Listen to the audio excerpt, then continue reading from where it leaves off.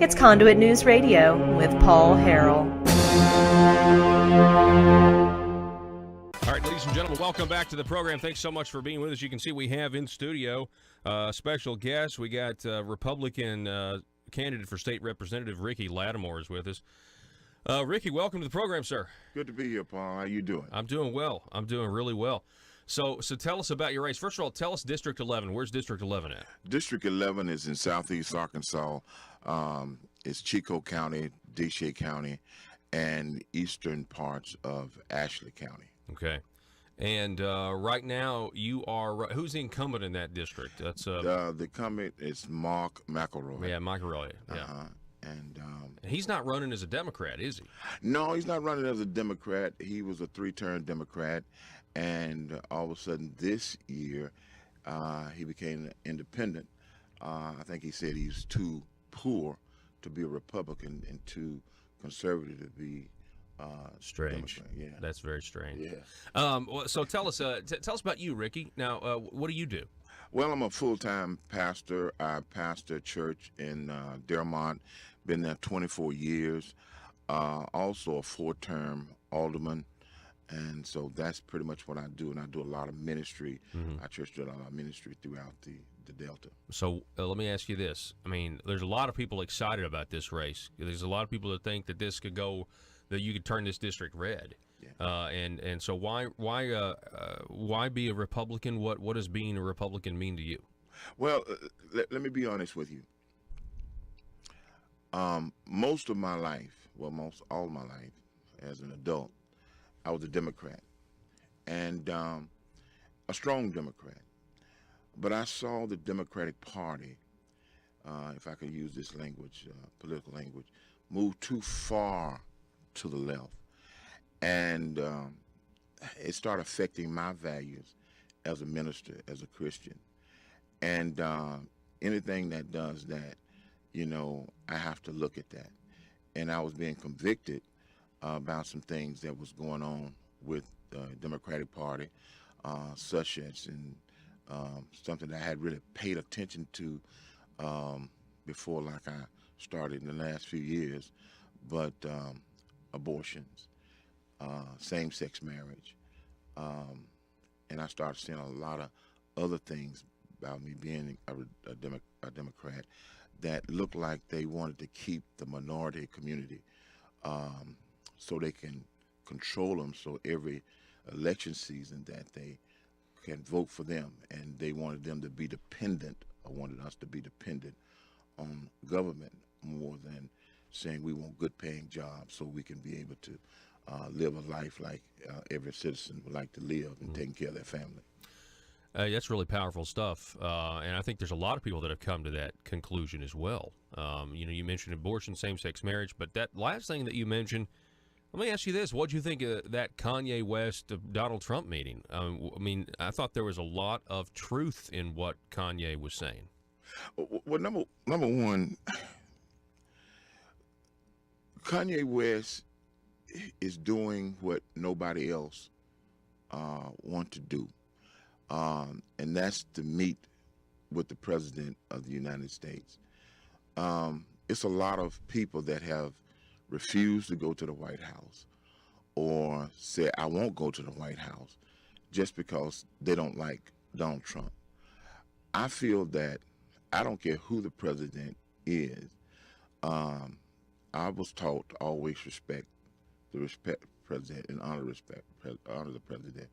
You have an opportunity to go to the White House and talk to the president about issues. Go. And I don't think it was anything wrong with Kanye West going to the White House when everybody else is refusing to go. Mm-hmm. Somebody got to go. If I was called to go to the White House, even for the sake of argument, if I didn't like the President of the United States, if it meant me going to talk about issues, I'm going to talk to the President. So the media, the way it is now, the media, the Democratic Party, they use all that they can to cause division and misinterpret what a person is trying to do. And it's sad that an entertainer uh, he can get backlash because he's going to the White House telling people, talking to the president about the needs of the community. And one of the things I looked at in our community, he even mentioned Larry Hoover.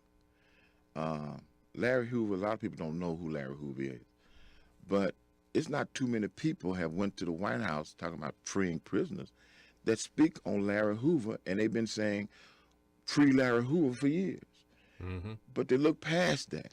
So I don't think it's nothing wrong. I know it's nothing wrong with meeting president if you're going to talk about issues. Well, he said, he was on Saturday Night Live, and he talked about how the welfare state the way it is an effort to get people dependent, generational dependency on government, separating fathers from homes.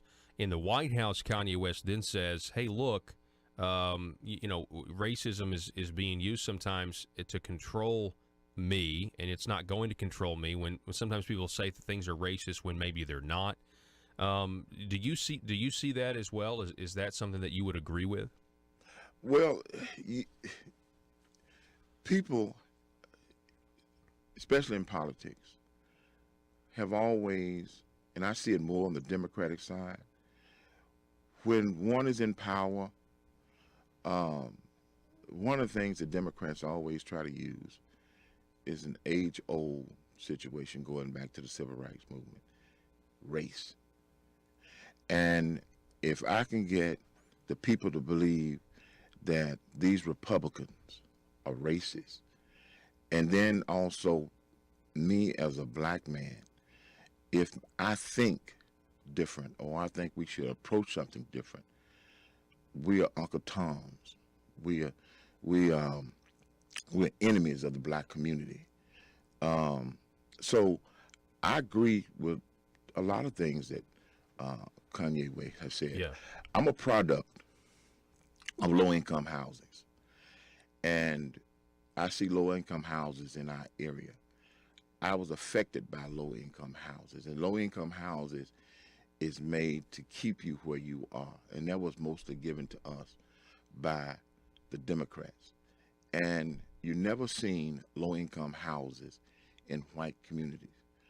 And they're always saying that the Republicans are prejudiced, but when I was with the Democratic Party, I saw just as much racism within the Democratic Party than I've seen in the Republican Party. Wow.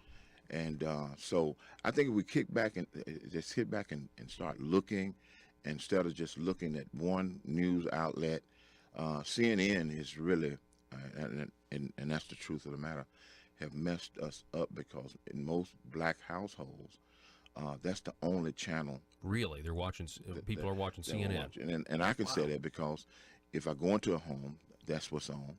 Even in my own family's home, my mother's home, that's what's on. They're not looking at Fox. They're not looking at both Fox, CNN, and all the other outlets, but they're taking what a news outlet is saying, which I remember when you were being interviewed by a news outlet such as CNN or something like that, they would never get themselves involved in the political process. They would just give the question and the answer from the person who they're interviewing. But now they're saying this person is like that, this person's like this. Mm-hmm. And I think that really have divided our country. Yeah, no doubt. It is a division, and we're talking with Ricky Lattimore. He's a Republican. He's a candidate for state representative in District 11. And I want to say there's a national poll, and there's several of these, but one of them showed that black approval of President Donald Trump last year was at 15%. This year is at 30%. I mean, that's huge swings, huge numbers. And I think that might, and there's a walk-away movement on Twitter where people are saying, hey, listen, I got to walk away from the Democrat Party because they're not even the party of the working man anymore. So what are your thoughts on that? I mean, I got a good feeling, Ricky. I think there's a chance that that your district could go red. They're going to vote for you. Well, this is where I feel about this. There's a lot of things I like about Donald Trump, and there's a lot of President Trump, and there's a lot of there are some things I can't say a lot, but there are some things I don't like. One of the things I do love is him cutting taxes for businesses and allowing industries to come back to America, and so we can have better jobs, good paying jobs, and that will kind of alleviate low income because people want to work and they want to make a good living. And that's what I like about when you talk about steel mills coming back and automotive companies coming back. That should make everybody happy when they were leaving at 1st, and now they're coming back. So I like his way of doing business and bringing jobs back to America, so everybody can have an opportunity to make a good, wholesome living. And that's what we should be looking at.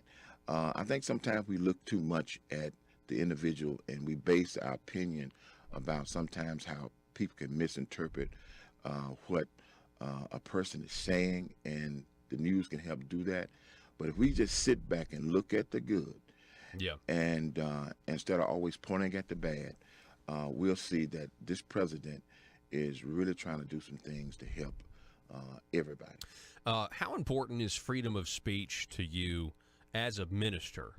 There's always been a threat of IRS. You'll lose your tax exemption if you decide to preach from the pulpit, on current events and issues and what people should do or think, politically. Is that a concern? Do you feel that that's something that's kind of oppressive and the government should switch that policy?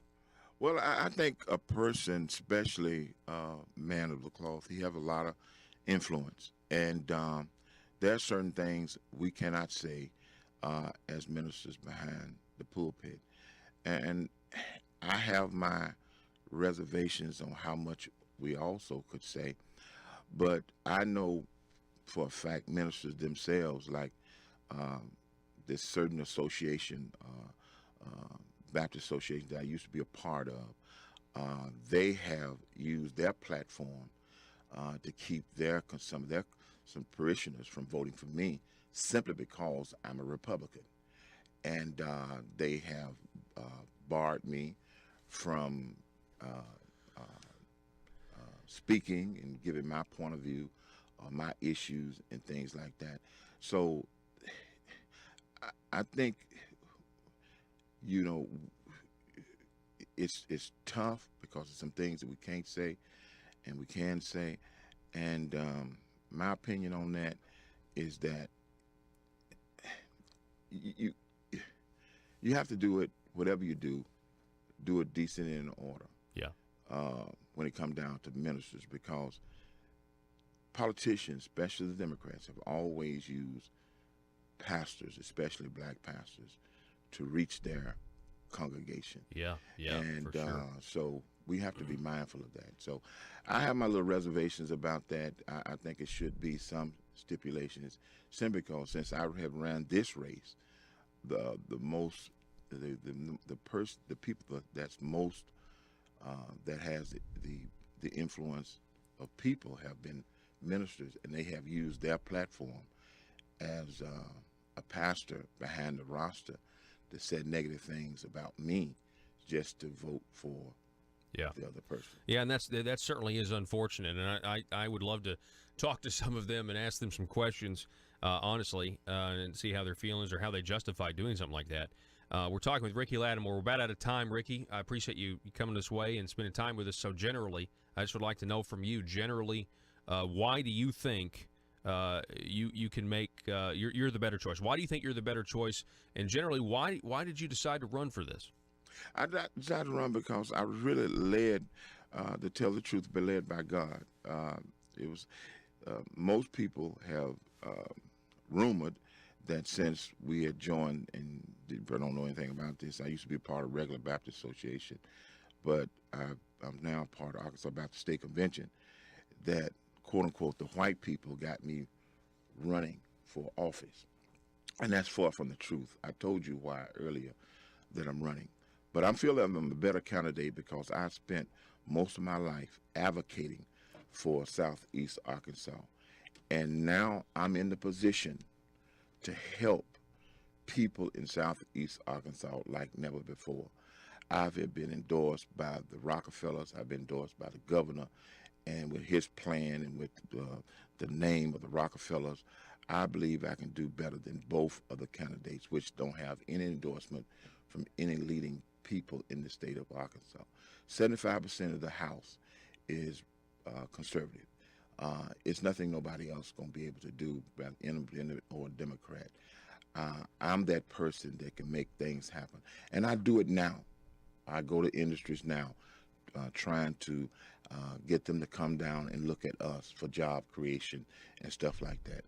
I feel that I'm the candidate on November the 6th, if people can vote for me, that I can help our area. And that's an opportunity that we haven't had in a long time. And I pray and I hope that people look beyond the R and start looking at the individuals. And that's what I hope for. That, because I'm not married to a party, I'm married to what's right. I just happen to be a Republican, and I'm proud to be a Republican, where I am, and all I want to do is serve the people. Republican Ricky Lattimore, it's great to meet you, sir. Thank you Pleasure's so mine. much. Yes, sir.